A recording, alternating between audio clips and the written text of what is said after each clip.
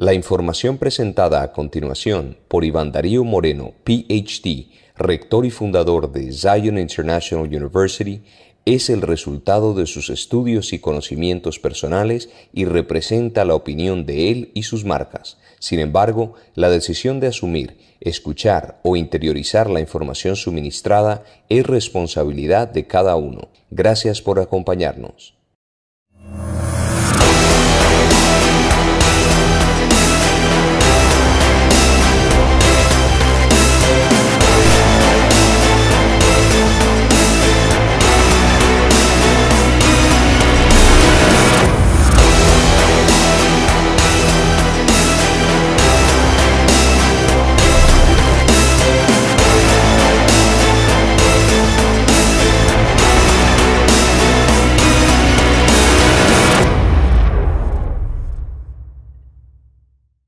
Muy buenos días, tardes y noches a todos ustedes. Les habla Iván Darío Moreno.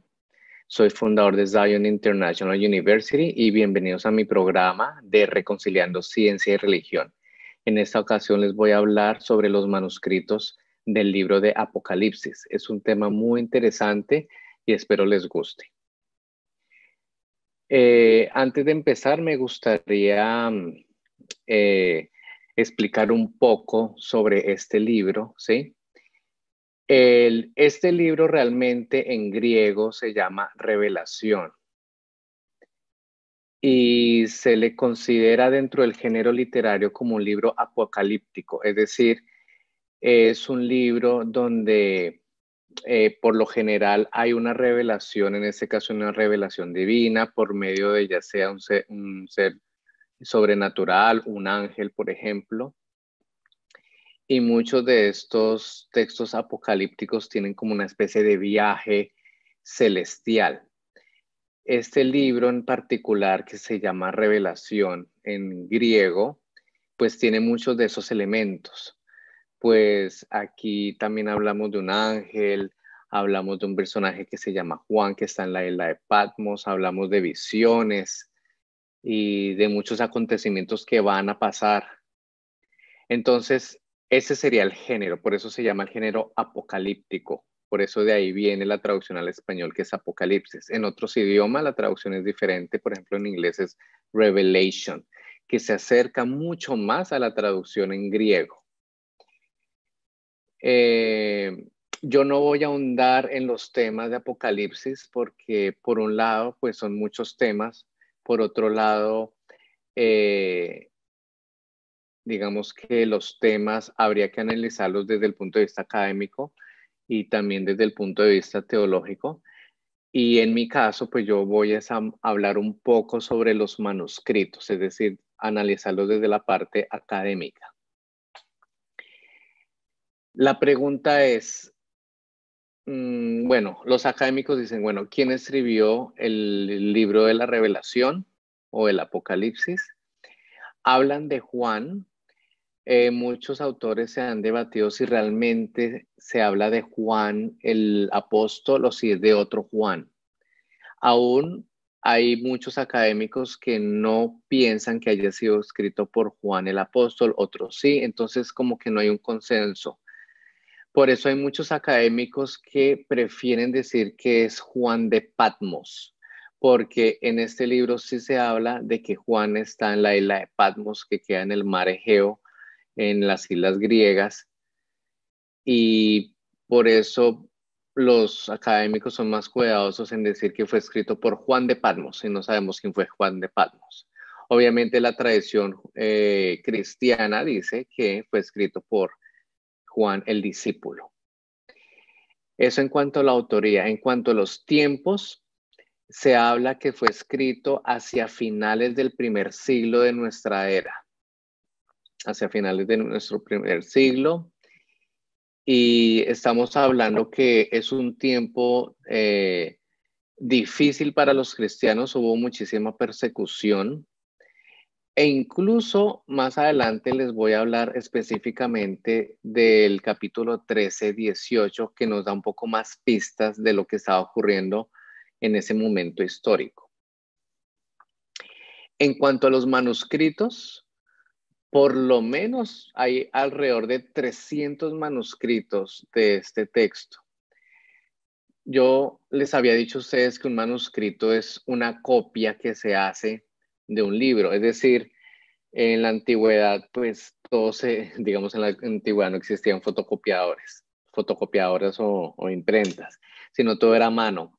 Entonces los escribas se encargaban de escribir a mano estos libros. De los existentes, más o menos, podría haber 300 o seguramente un poquito más de manuscritos. No todos los manuscritos están completos, hay unos que están fragmentados y hay de diferentes épocas. Y aquí quiero mostrarles a ustedes un poco sobre esos manuscritos y la información interesante que podemos obtener de ellos. Encontré esta página web que ustedes la pueden consultar, que se llama biblequery.org. Y me pareció muy importante porque alguien pregunta que en Apocalipsis, o sea, en el libro de Revelación, ¿cuáles son los manuscritos, los manuscritos del Nuevo Testamento más antiguos que se han preservado hasta el día de hoy? Y aquí nombran varios. Ustedes ven P18, P24, P43, P47, P85, 98, ¿sí? Y después O169, P115, después ven unos nombres. Todos los manuscritos del Nuevo Testamento tienen un nombre. Los más antiguos son los papiros, por eso aparece la letra P. Y acá pues aparece un poco el nombre de ese papiro. Por ejemplo, el papiro, el P18, se llama el papiro de Oxirrinco, que Oxirrinco es un lugar en Egipto que data más o menos entre el 250 y el 300 de nuestra era. ¿Sí? Tenemos el P24, que data más o menos hacia el 300, ¿sí? Tenemos el P43, ¿sí? Pero si ustedes ven acá, el P43 tiene solamente algunos apartes del libro de Apocalipsis. Entonces, como les digo, no todos los manuscritos existentes están completos, pero podríamos decir que los más antiguos del libro de Apocalipsis es el P18. Dice que contiene Apocalipsis capítulo 1 del verso 4 7 solamente. Interesantísimo. Pero es prácticamente uno de los más antiguos. Estamos hablando que es entre el año 150 y el 250. ¿Eso qué quiere decir? Quiere decir que si el Apocalipsis o este libro de la Revelación fue escrito a finales del primer siglo, a finales estamos hablando más o menos entre el año 95 al año 100, significa que este papiro sería uno de los más antiguos del Apocalipsis. Por lo menos tenemos unos fragmentos, los más antiguos, que datan entre el 150 y el 250. Por eso es un tesoro. Ese es el papiro 18. También tenemos el papiro 24, que contiene el capítulo 5 del verso 5 al 8 y el capítulo 6 del verso 5 al 8 también muy poquito, pero muy antiguo y muy importante. Tenemos el papiro 47 y tenemos el papiro 98. Por ejemplo, el papiro 98, bueno, aquí no nos dice exactamente qué contiene, o el papiro 115, y de este 115 sí voy a hablarles más adelante. Entonces, volviendo aquí a biblequery.org, es para que ustedes vean que ustedes pueden también hacer esa búsqueda, ustedes mismos pueden investigar. A mí me gusta que acá está en los papiros, más o menos las fechas en que se dataron esos papiros, ¿sí? Y más información adicional. También en esa página web me pareció interesante que hablan sobre lo que se llaman las variaciones de los manuscritos. ¿Qué son las variaciones? Si todos estos libros fueron escritos a mano, entonces han encontrado errores de escritura. Los errores se pueden clasificar como errores accidentales, es decir, por ejemplo, que yo soy un escriba y me estoy quedando dormido y no sé, escribí mal una palabra o una letra, ¿sí? o me distraje y se me olvidó escribir una palabra, una letra, cosas así, accidentales. O de pronto no veo bien y entonces, claro, tengo que ver a la luz de una vela. Entonces, obviamente, pues me va a fallar la vista y se me va a pasar algo. Ese tipo de errores. Hay otro tipo de errores que son los intencionales. ¿Qué significa eso? Que el escriba intencionalmente cambia una palabra, quita una palabra, hace una modificación y muchas veces lo hace por razones teológicas, muchas veces, no siempre. Entonces, lo que hacen los académicos que estudian los manuscritos es lo que hacen es coger todos esos manuscritos, por ejemplo, que sean 300 del Apocalipsis, y analizar todos los versículos y mirar dónde hay variaciones de los manuscritos. Por ejemplo, que hay un cambio de palabra, un cambio de letra, que se agregó algo, que se quitó. Eso es lo que hacen. Y acá precisamente hay una lista larga de todas esas variaciones. Obviamente no lo vamos a leer porque pues es mucha información, pero quiero que ustedes conozcan este material y miren, es una lista larguísima, ¿sí? Muchas veces las variaciones no afectan el contenido o el mensaje, ¿sí? Muchas veces sí lo afecta. Entonces eso es lo interesante del estudio de los manuscritos. Como les dije en alguno de mis programas, los originales no existen, ¿sí? Lo único que existe son copias. Esas copias son los manuscritos. Entonces, lo que hacen los académicos es tratar de reconstruir el posible original basado en esos manuscritos. Y si tenemos 300 manuscritos, pues es mucho más difícil reconstruir un posible original, ¿sí? Acá en esta página web se llama The Center for the Study of New Testament Manuscripts. Ese es el centro para el estudio de los manuscritos del Nuevo Testamento, muy interesante para los académicos y también para los estudiantes y cualquier persona que le guste sobre estos temas. Aquí ustedes pueden buscar los manuscritos. Ustedes van acá a Library, que es la biblioteca, y en Manuscripts ustedes hacen clic y allí ustedes buscan el manuscrito. Por ejemplo, queremos buscar el manuscrito, el P47.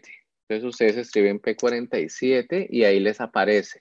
Ustedes dan View, que es ver, y aquí les aparece el manuscrito P47.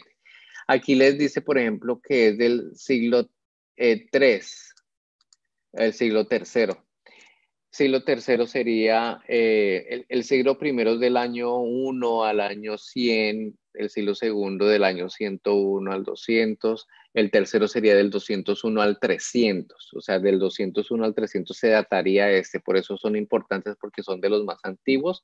Aparece la locación, en este caso en Dublín, en Irlanda, en Chester Beatty Library, y también aparece, bueno, aparece un número de catálogo. El contenido, pues en este caso es Apocalipsis o Revelación. Es fragmentario, como ustedes lo pueden ver acá en las fotos, en las imágenes. ¿Sí? Aquí están las fotos. Es muy interesante. El idioma es griego, bueno, digital, es papiro, obviamente. Y aquí hay una descripción. Aquí les dice, por ejemplo, cuántas hojas tiene. Este tiene 10 hojas, una columna. Hay 25, 30 líneas por columna, etcétera, etcétera. Es muy interesante. Ese es el papiro 47. Voy a pasarme al papiro 115. ¿Por qué? Para eso quiero devolverme acá a Apocalipsis 13. En Apocalipsis 13, 18, digamos, este texto es un texto de alguno de esos manuscritos, no de esos papiros, sino de uno más, eh, digamos, más tardío, ¿sí? Me gusta mucho esta página que es biblehub.com porque aquí ustedes tienen el texto en griego, tienen la transliteración y una posible traducción. Acá en este texto habla precisamente del número de la bestia que es Ton Arith Arithmontu Theriu, el número de la bestia, que es Arithmos Gar Anthropu, que es el número de hombre. Y dice que ese número, ese Ho Arithmos, es el hexacosioi hexeconta, que es el hexeconta hex, que es el 666, ¿sí? Que es el famoso número del 666. Ahora, lo interesante del manuscrito 115 es que en este manuscrito, por ejemplo, que data precisamente del tercer y cuarto siglo, no aparece el número 666, sino el 615, ¿sí? Perdón, aparece el 616. Entonces, la pregunta que se hace el académico, que se hacen los académicos es, ¿por qué en algunos manuscritos aparece 666 y en otros aparece 616? Porque no solamente en este manuscrito aparece, aquí les estoy mostrando el más antiguo que aparece el 616. Entonces la pregunta es, ¿cuál fue el número original que se utilizó por un lado y por otro lado, por qué hubo ese cambio? Entonces los académicos lo han explicado de una forma pues histórica, entonces yo se las voy a resumir. Prácticamente estamos hablando de un código. En la antigüedad, por ejemplo, en la lengua hebrea, cada letra tiene un valor numérico. La gematría es la que estudia el valor numérico de las palabras. Entonces, a una palabra, si le saco el valor numérico, voy a decir esta palabra equivaldría al número tal. Y eso fue precisamente el código que utilizó el autor para decir quién iba a ser la bestia en esa época. O sea, estamos hablando de finales del siglo I de nuestra época. Entonces, ese 666, según la gematría, si lo hacemos en hebreo, por ejemplo, sería Nerón, el emperador Nerón. ¿Y por qué? Porque en esa época estaba el Imperio Romano y en esa época había persecución a los cristianos y Nerón era uno de los prácticamente archienemigo de los cristianos y cuando se le hace la gematría al nombre de César Nerón, nos sale precisamente el número 666. Y bueno, algo curioso de Nerón es que él vivió o reinó prácticamente hacia el año 60, 66 de nuestra era. Entonces la pregunta es, ¿por qué a finales del primer siglo se habla de Nerón si él ya había muerto? Porque existía una leyenda que precisamente circulaba con los oráculos sibelinos que decía que Nerón iba a regresar, ¿sí? Que iba a regresar. Entonces, al parecer, muchos creían que eso iba a pasar, de que Nerón iba a regresar, y si regresaba Nerón, iba a acabar con todos los cristianos. Entonces, por eso se utilizó ese número para evitar decir Nerón. Entonces se dice el número de Nerón según la gematría para los entendidos, es decir, era una clave, era un número clave. ¿Por qué el 616? Porque Nerón en hebreo también le podemos quitar una N, que la N equivale al número 50, y pues con eso me quedaría en 616, solamente si le quito la letra, pero sigue siendo el mismo personaje. Esta es la explicación académica del 666. Es una explicación que ayuda a entender por qué se nombra este número, por lo menos a finales del primer siglo, para un público cristiano que está esperando seguramente que va a venir Nerón de alguna manera y va precisamente a acabar con todos los cristianos. Ya las interpretaciones contemporáneas, teológicas, conspirativas, como lo quieran llamar, sobre ese número, ya eso es aparte. Yo aquí simplemente les estoy dando la información académica. Bueno, espero les haya gustado. Les habló Iván Darío Moreno y pues nos vemos en otra sesión de Reconciliando Ciencia y Religión. Hasta luego. La información que acabamos de presentar por Iván Darío Moreno, PhD, rector y fundador de Zion International University, es el resultado de sus estudios y conocimientos personales y representa la opinión de él y sus marcas. Sin embargo, la decisión de asumir, escuchar o interiorizar la información suministrada es responsabilidad de cada uno. Gracias por acompañarnos.